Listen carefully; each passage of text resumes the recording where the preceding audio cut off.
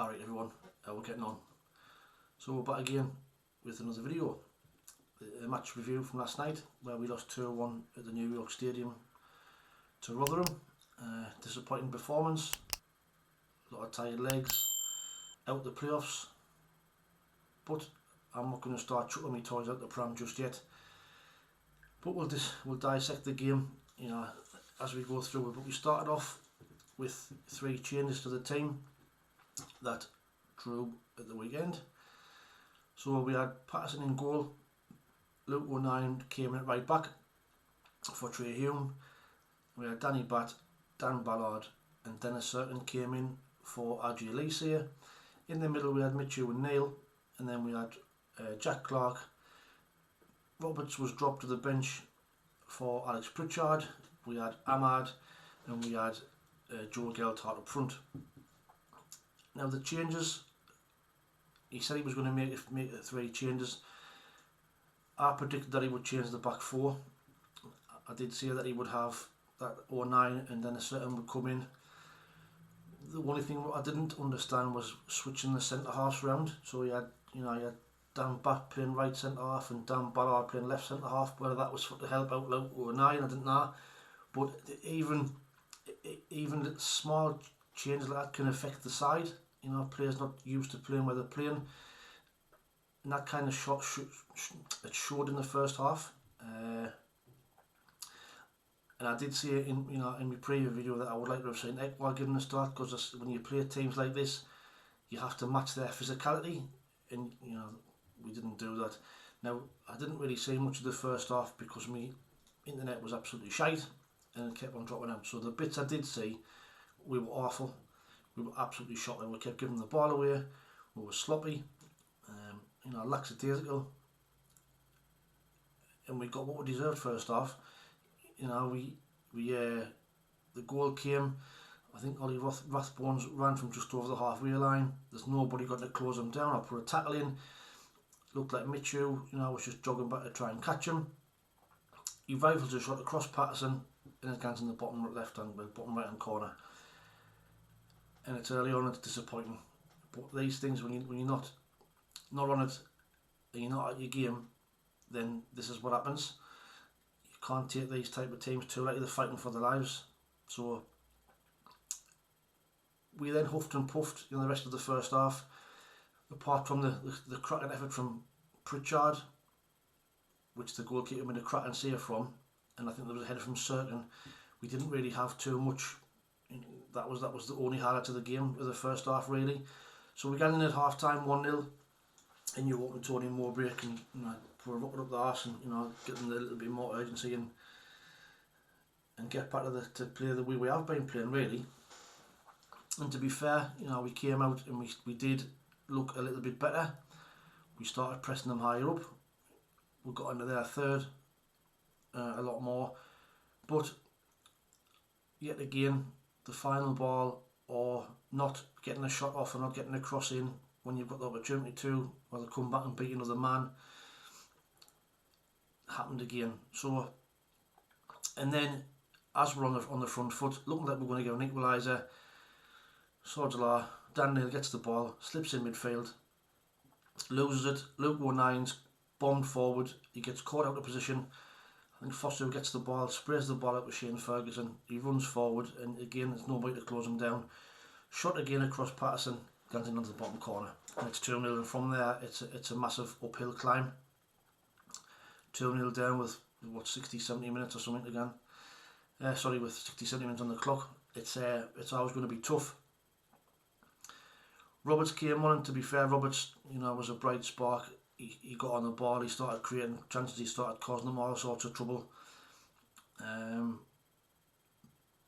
Barr came on, Bennett came on, and I'm not sure if they kind of helped us a little bit. I think I'd probably like to say Jack Clark stay on, because Jack Clark was also causing them loads of trouble as well. So I think, in my eyes, he could have possibly left him on. And it definitely brought Ekwa on at some point. We didn't even bring him on when we were actually crying out for physicality in that midfield. But Tony Mowbray sees these players in training day in day out, so whether he thinks he's not ready for the first team yet, I don't know. But we're all armchair managers at the end of the day. He knows well, you would think United is better than us. But never mind. Like I say, we pushed and pushed, and then looks like we're getting a goal. Cross comes in, Geltart looks like he's getting his first goal for the club. However, he's offside, and when you see it back, he is offside, and you think that's just typical. But 2 or 3 minutes later, again down the right hand side, Luke O'Neill puts a terrific cross in, and there's Geltart at the far post. It's 2-1. You know, it's game on.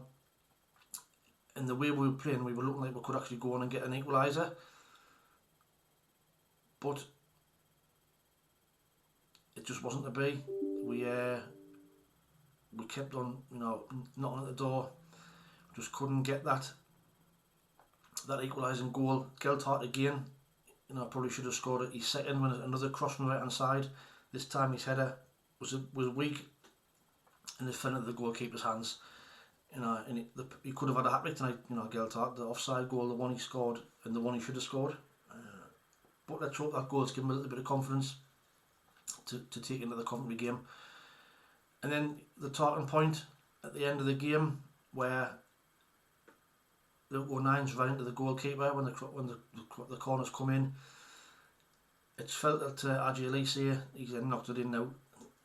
I can see why the goalkeepers give a foul, or why the refs give a foul. Luke O'Nine looks, when I first seen it, I thought foul. When you slow it down, it's kind of a collision. It's not.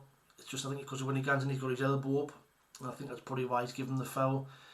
But you know, it's one of them where you get, sometimes you do, sometimes you don't. Unfortunately, refs give a foul against O'Nine before Elise has tucked it in. So probably a poor decision, but I can see why he give it. One thing I didn't agree with was the stoppage time, only 6 minutes, when you know there was loads of little niggly injuries, and the kid who had a broken nose at the end of the game, the time wasting. So you know, overall it was just a disappointing night overall. Second half we were much improved, but like I said, I'm not going to start chucking my toys at the pram. The bigger picture, yes, we're outside the playoffs, but we're only a point outside the playoffs. It's one defeat. It's a poor performance. You're going to get that from a young side during the season. Excuse my dog there. Like I say, you're going to get that through the season. You're not going to play fantastically well every game.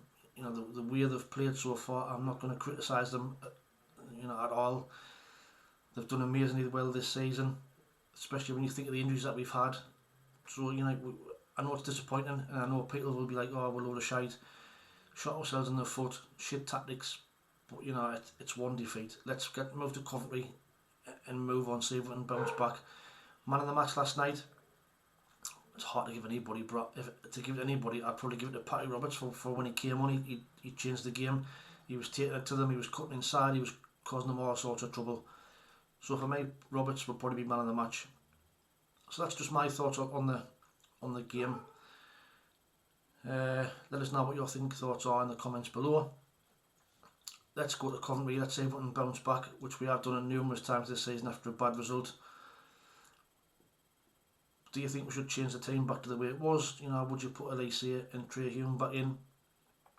I'll be discussing all that on the match preview, which will be coming out probably today or tomorrow or Friday. Watch out for that. But as always, you know, thanks for watching.